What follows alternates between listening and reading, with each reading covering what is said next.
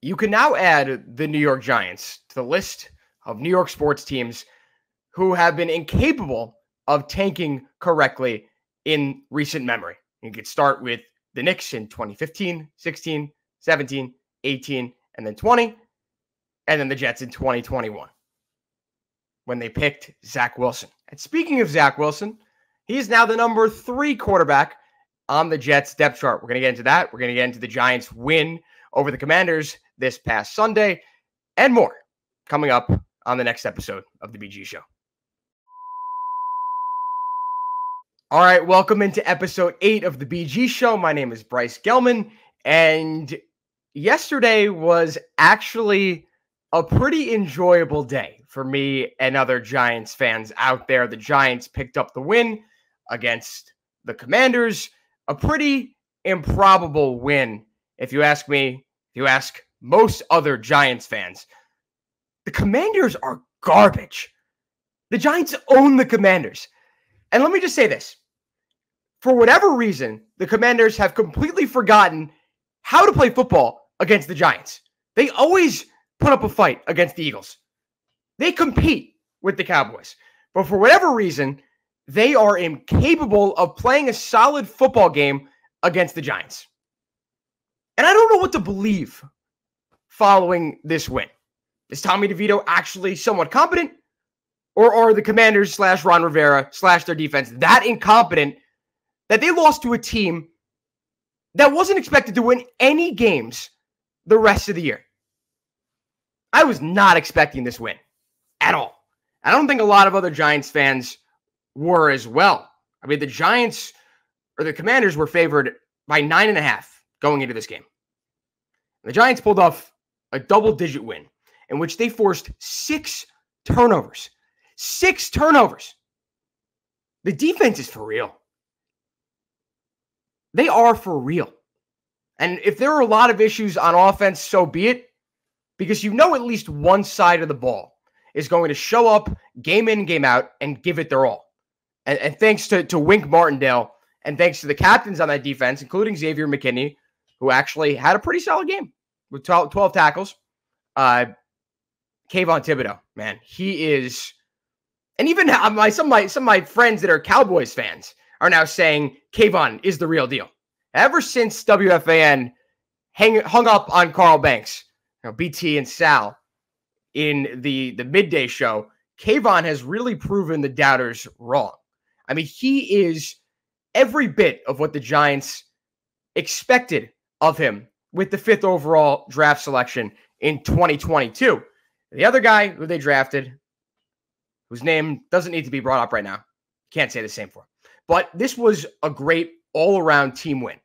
Tommy DeVito looked like an NFL quarterback in this game. And again, I don't know if that was because the Commanders are just that incompetent or Tommy DeVito could actually be a serviceable backup or potential starter in this league. But DeVito made some pretty nice throws. I mean, everyone's going to talk about it, but the throw to Saquon to put the Giants on the board in the first quarter, that's an NFL level throw. Like, that's a throw that not every guy is expected to make. But when it happens, it's like, okay, this guy's a solid quarterback. So good for the Giants. They pick up the win. Isaiah Simmons, who was picked up before the season, seals the game with the walk-off pick 6. This, for many reasons, was exciting, but for other reasons, was extremely deflating. And for a fan like myself who wasn't rooting for the Giants to lose, but understood the levity of the situation, the magnitude of where the Giants are at, and the situation from which they are in, pretty disappointed, to be honest. Like, yes, I was happy, but at the end of the day, it was like you eat something, and it tastes really good at first, but then the aftertaste settles in. You're like, why did I eat that? That's exactly what's going on with the Giants right now. Because in 4, 5, 6 years down the line, and this may just be my slight pessimism speaking here, 4, 5, 6 years down the line, we're all going to be sitting here and saying, why did the Giants win this game? Because the Giants went from the number 2 spot in next year's draft. Obviously, that's if the season ended last week. Giants still have plenty more games left in the schedule. And now they're at 5. And something that I brought up multiple times on this show, on One Giant Step with Sean Morash, is if the Giants are actually capable of hitting a home run in the late, or I'd say mid to late top 10, because that's reasonably and realistically where they're going to be at. And I'm a little bit more reassured with how great Kayvon has been playing and Deonte Banks is playing. But then you look at a pick like Evan Neal, who I said I wasn't going to mention, but here we are.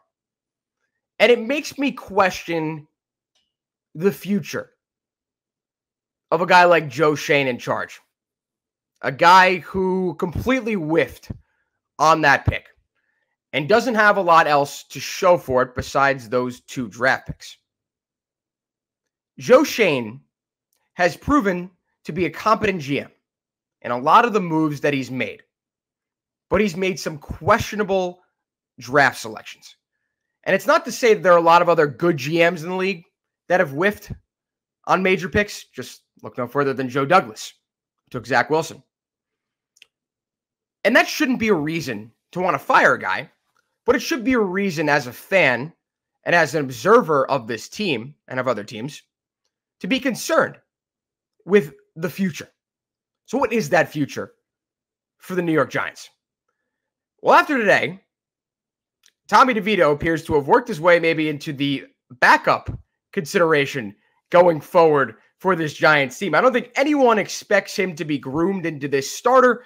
He had one good game against a team that, for whatever reason, can't seem to perform well against the Giants.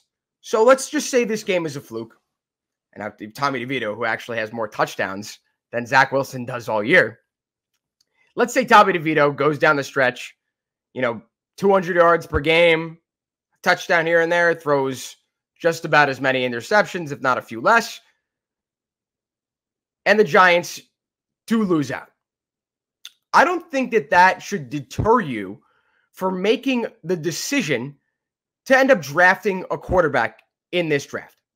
And the only reason they should draft a quarterback, the only way that they should draft a quarterback in this situation would be if they had a top 3 pick. If they had a top 4 pick.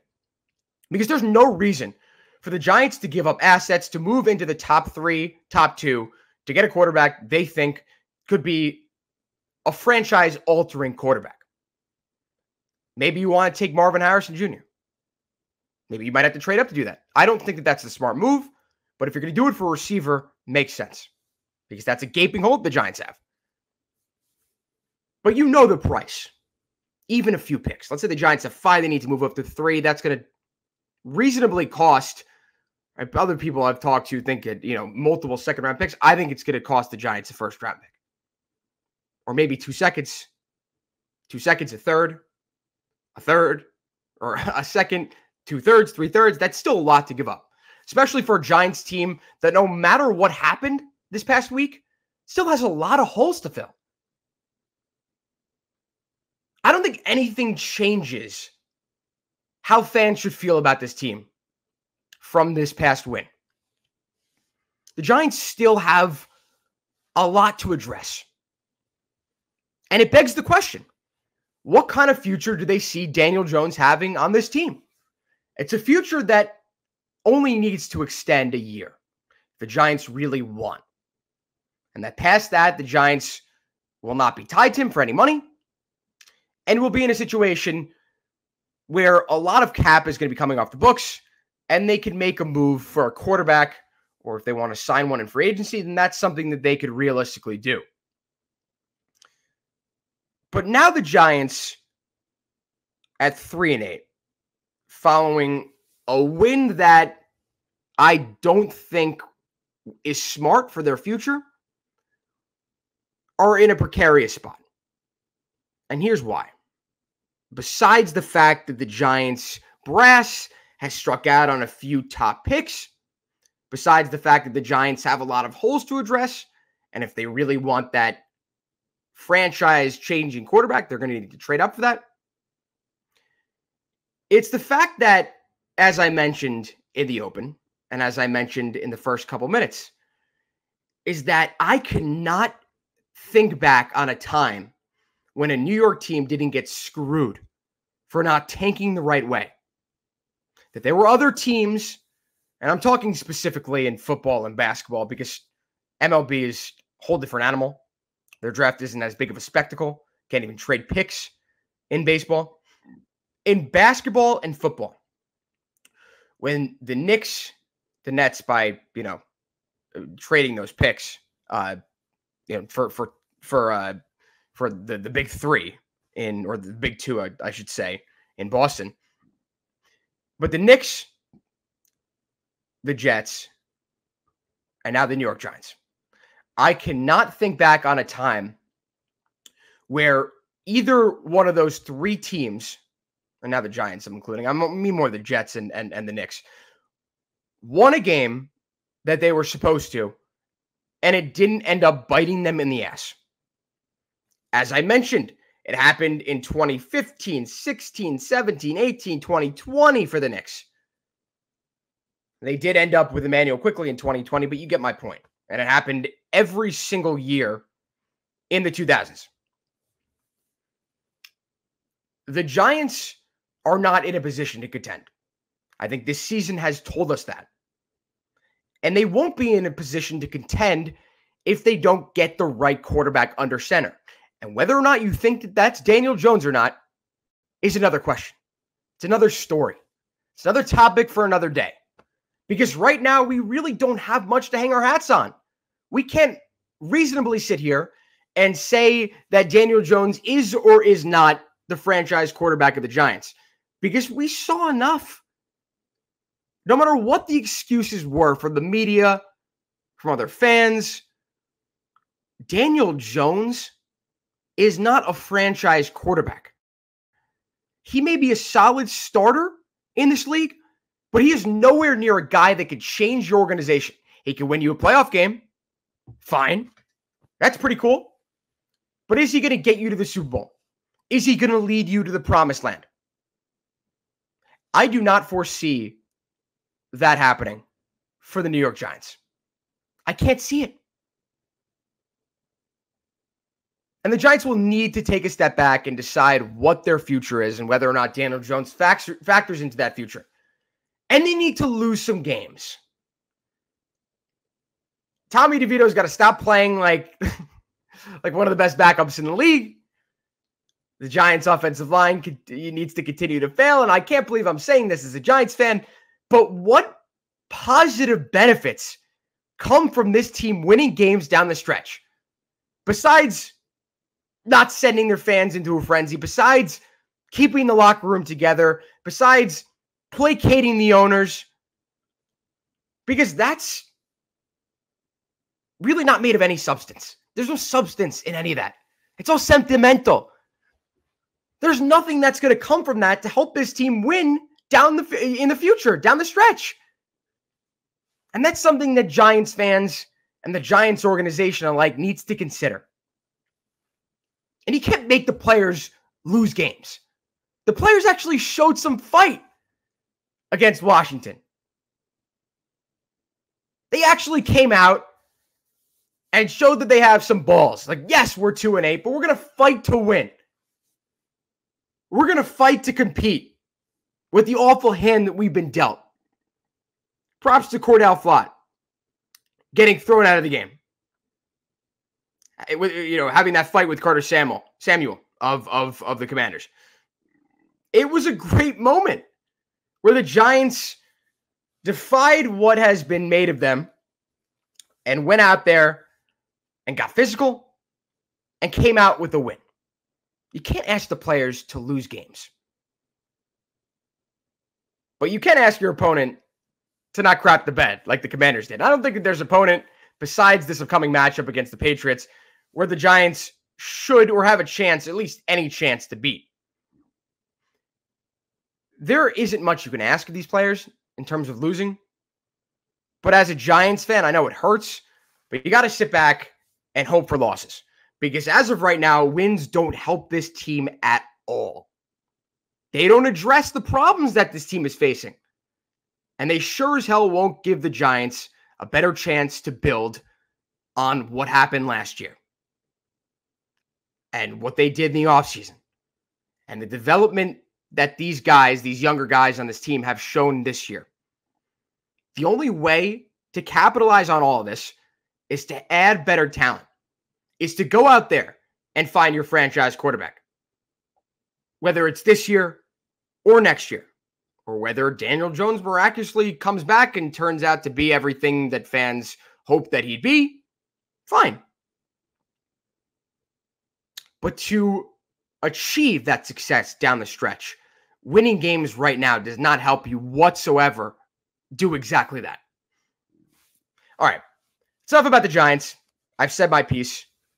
I'm sure that there are fans out there that will question what I'm saying, question whether or not I'm a real fan. Yes, I am a real fan. I think I'll be there on Sunday against the Patriots. So take a step back, Giants fans. Understand the position that your team is in and understand what their best interests are. Right now, their best interests are to go out, fight as hard as they can, but lose games. Brian Daboll shouldn't be going out there and playing to win like he should have been doing at the start of the year, like he did all year last year. But now when the Giants need to lose games, Brian Daboll shows that he has some balls. How does that make any sense? If you're going to do that, why didn't you do it at the start of the year? Whatever. All right. I'm beating a dead horse here. Enough about the Giants. Let's shift to the Jets here.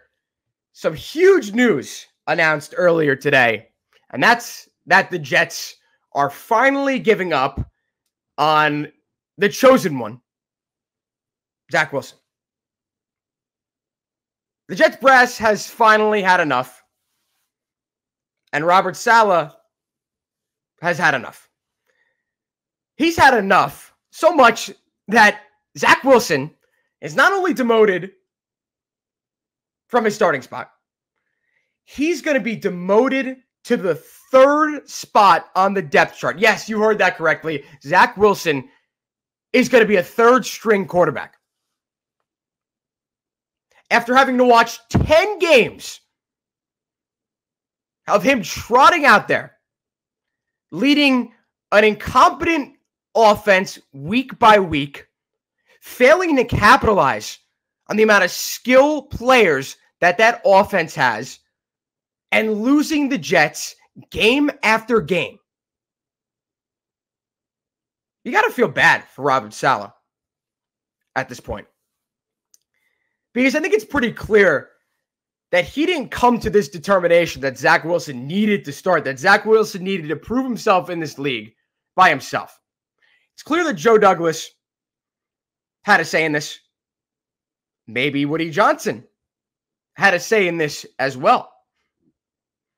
But Zach amounted to nothing as the Jets quarterback. He had his moments. He had that one really solid drive against the Chiefs. You know, he won that game, or he helped win the game against the Eagles. But the Jets were 4-6 with him. And there's no reason why it should have taken that long for the Jets brass to realize that this guy just wasn't it. That no matter what they could have done, they were never going to make it, to turn him into this quarterback that they wanted him to be. I get it. If you're Joe Douglas, you want to keep trotting him out there to try to, dispel all the doubts that you didn't screw up this draft pick. But the fact of the matter is, especially with this resignation that they've made on Zach Wilson, I don't know if that's the right term, but I'm saying it, that this was a complete and utter failure. And now you got Robert Saleh saying something like this, and I quote, "I stand strong that Zach Wilson would have a really good career in this league." So they're still doubling down on these claims, But yeah, he's the third string quarterback now. I think it's just crazy. It's hilarious. Well, not so hilarious if you're a Jets fan. It's sad. It really is. That it just never ends for these Jets fans. That this was even worse than the worst case scenario going into this season. With all the high hopes that we've talked about on this podcast for the last, 3 weeks, from what I've talked about with my friends, from what you've heard on New York Sports Radio and blah, blah, blah. National media, that the Jets are a Super Bowl contender. 4 plays in, you know what happens. Zach Wilson comes in. For whatever reason, he was the backup quarterback on this team, meaning that the Jets didn't have a plan for Aaron Rodgers going down to injury. They simply didn't. And if they want to tell you otherwise, they're lying. Because if they did have a plan, and if they weren't so indignant on shoving Zach Wilson down our throats, they would have had another plan. They would have signed Carson Wentz. They would have signed Matt Ryan. They would have gotten someone. If it was Joe Flacco, again, fine. So be it. I mean, Joe Flacco was just signed. So clearly, other teams think he's competent enough to be a backup quarterback in this league. Oh, it doesn't make any sense to me. It doesn't. Jets lose 32-6 against the Bills yesterday. And in a must-win game, Zach Wilson goes 7 for 14 for 81 yards. Yes, he did throw a touchdown for the first time in 4 weeks, almost over a month. But he looked utterly incompetent against the Bills defense that hasn't been great since it lost its two main contributors, two of its top guys. So what I saw in this game was not only Zach Wilson looked terrible, the offensive line was in shambles as well. 6 sacks allowed. Mekhi Becton goes down in the first half.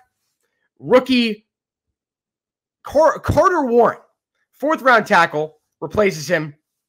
And the Jets' offensive line is barely able to create any space for any one of the running backs, with Breece Hall averaging just around 2 yards per carry.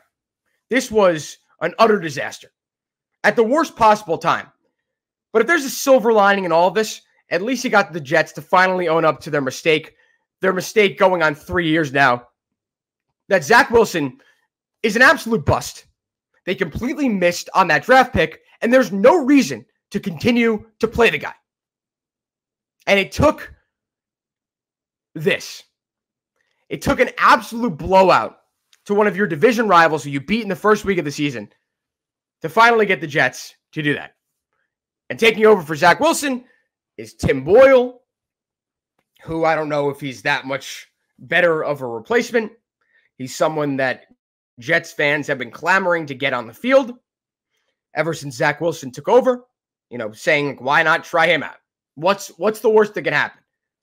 And it appears the Jets have adopted the exact same mindset. Doesn't mean it's going to get any easier going forward. Doesn't mean the offense is going to look any different going forward. Because Tim Boyle is not the Jets' answer to these problems. He's not even anyone that the Jets have started in recent years. He's not Mike White. That's for sure. Speaking of Mike White, the Dolphins backup, the Jets are going to have to play the Dolphins twice in the next 4 weeks. A Dolphins team that has absolutely dismantled opposing teams under 500. And what are the Jets?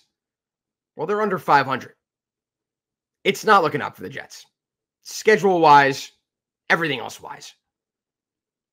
It's rock bottom. Yes, the Jets could lose out and it could be even worse, but it's rock bottom. And I don't mean to harp on this. I talked a lot about it last week. But national media is, with the reports they put out about Zach Wilson being demoted, Tim Boyle taking over, basically saying that Tim Boyle is going to hold the fort over until Aaron Rodgers comes back, which, again, as I said last week, makes absolutely no sense.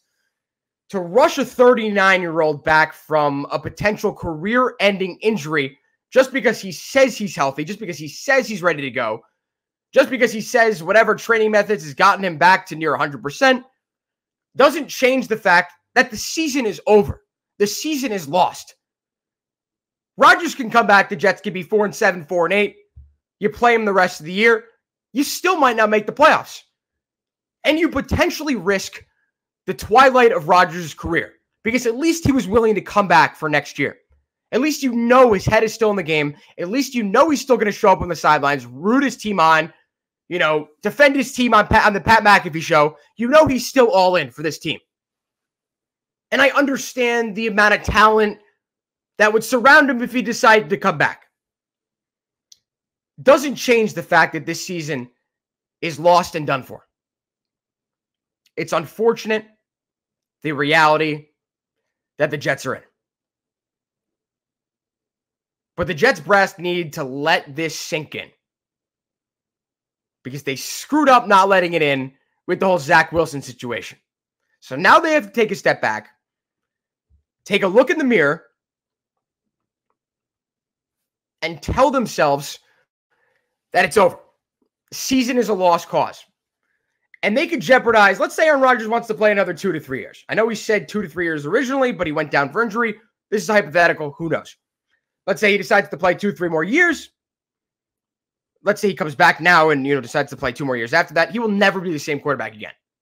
If he re-aggravates this injury, he's done for. His career is over.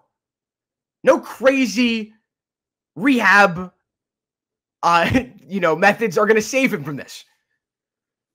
It's another piece of false hope that Jets fans are serving themselves just like they did when Zach Wilson took over for Aaron Rodgers in that first quarter of the first game against the Bills. The faster Jets fans and their organization come to terms with what's happening, the better the situation will be going forward. And I know this feels like their only window, that their defense is the top defense in the league, according to PFF. They've up until we were going into this game against the Bills, it probably is 2 or 3 now. That the Jets' offensive line has shown that it's still in shambles, that the Jets don't have a third wide receiver, and Allen Lazard is not a great wide receiver too. Like, there's still a lot to address for this team. This isn't their only opportunity to succeed. Give it some time. Let Aaron Rodgers take as much time as possible to get back to 100% and then attack it next year. Don't risk whatever future you have for Aaron Rodgers to come back and lead you to being 1 or 2 games short of being a wild card team in the playoffs. I don't need to talk about it anymore. It's infuriating to me that there are fans still out there who want Rodgers to come back. I'm not even a Jets fan. But for any Jets fans to be saying that, I think your judgment's a little clouded. And I don't blame you. And here's the thing. I get what Jets fans have felt for years. I've mentioned this on this show before. I'm a Knicks fan. I get it. I understand. I know the Jets, it's been the Jets haven't even made the playoffs in, they're the longest professional sports playoff drought in all of professional sports. So I know it's a little bit more extreme than what I've dealt with in my life, but I still get it. I get it. Just because there's a window now, just because you're still hoping for any sliver of success, doesn't mean you should throw out any potential success down the line to rush Aaron Rodgers back. What they need to do is fire Robert Saleh, though. I mean, he has looked like an absolute clown this entire situation, sticking by Zach. And you absolutely know that behind his back in the locker room, the players were upset. I mean, Garrett Wilson has run some crazy routes in recent weeks. And you see the videos. He gets open. He looks up. Zach Wilson doesn't see him. It's the plight of any really talented receiver with a quarterback who just cannot get them the ball. Amari Cooper with Baker Mayfield a couple years back with the Browns. You're seeing that, or you saw that earlier this year with Devontae Adams before Antonio Pierce took over. Zach Wilson and Garrett Wilson, let's say. It's not the only wide receiver who's dealing with this in the league. Doesn't make it feel any better, but don't sell any future he has of a great connection with Aaron Rodgers just because you want a chance of making the playoffs this year. That's all I got to say about the Jets. We're going to actually read some comments from a few of my friends. I got a few comments on the YouTube video that I did a couple weeks back, or about a week ago, week and a half ago, on the Giants. But I answer them all there, and they're not as timely anymore. So I'm going to read some of the comments some of my friends sent in. Again, if you want to leave a comment of your own, just leave a comment in the down low on this YouTube video. All right, first up is Ryan, my friend Ryan Rabinowitz, who was nice enough to leave a message a few weeks back.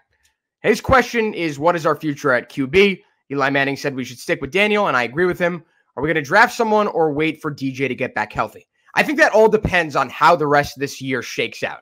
I think if the Giants, as I said before, have a top 3, top 4 pick, and they know that their quarterback they really want is still there, then by all means, they should draft that quarterback.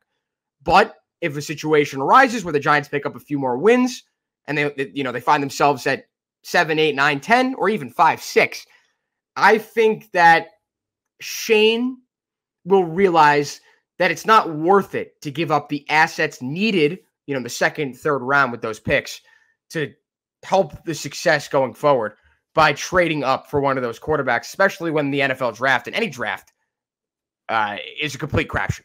So do I think they should draft a quarterback? Yes, but it all depends on what they need to give up to get that quarterback. If it's nothing, yes, absolutely. There's no reason not to draft a quarterback in one of the best quarterback classes in recent draft history. I mean, if Marvin Harrison Jr. is still on the board, then you take him as well. You at least take a look at him.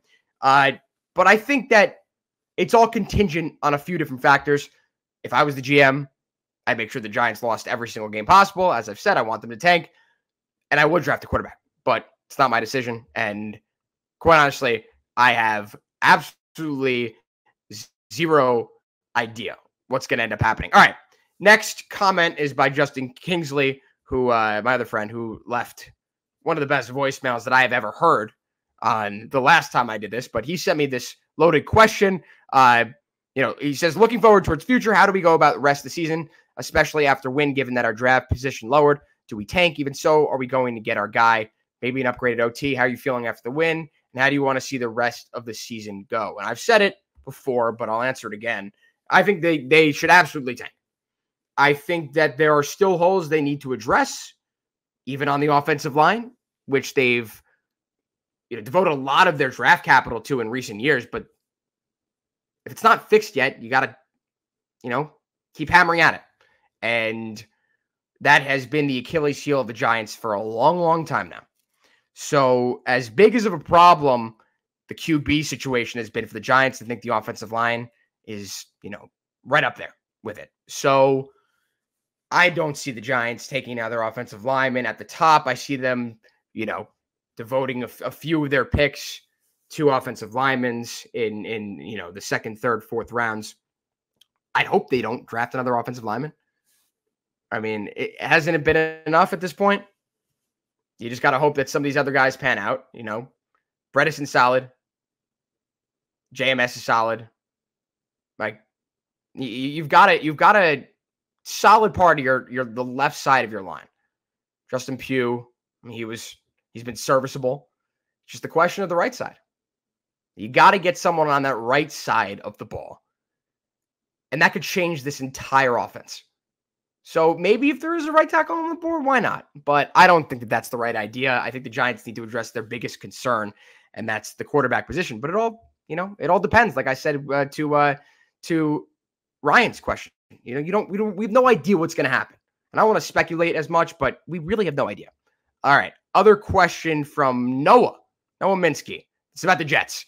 Zach Wilson is a problem. It's not really a question, just a statement. Zach Wilson is a problem, but not the problem. Tim Boyle isn't saving this team. Their offensive line is terrible, and their play calling is terrible. Even Aaron Rodgers coming back will not save them. Agreed. 100%. Nathaniel Hackett's job, yes, his job should be in question. He should be on the hot seat right now, depending on what happens with Rodgers, because that's his guy, and that's basically the reason that he was brought in. He has not done a great job. I understand he's dealing with Zach Wilson, but Zach Wilson has looked historically bad. And Zach has shown some moments where he's looked special. And he's got talent. No one's denying that. And Nathaniel Hackett isn't the reason for his incompetence in sensing pressure and his awareness in the pocket. It's so bad. It's like historically bad. It's not a good situation, as I've been talking about. Yeah, and no, you're completely right. Hit the nail on the head. Tim Boyle's not coming back. Tim Boyle's not coming up, starting for this team and saving this team. And Aaron Rodgers is not saving this team as well. All right, that'll do it for episode 8 of the BG Show. This was a blast. Congratulations to Jalen Brunson for Eastern Conference Player of the Week. I know I keep saying it. I'm not pushing it back, but there's more pressing stuff going on in the world of New York sports. But I will get to the Knicks at some point. I'll have a few special guests on in the coming episodes. So stay tuned. Got a lot planned. Really want to get to the Knicks. Really want to get to the hot stove with Yoshinobu Yamamoto finally hitting free agency. There's just going to be a lot to talk about going forward. I'm extremely excited. So stay tuned.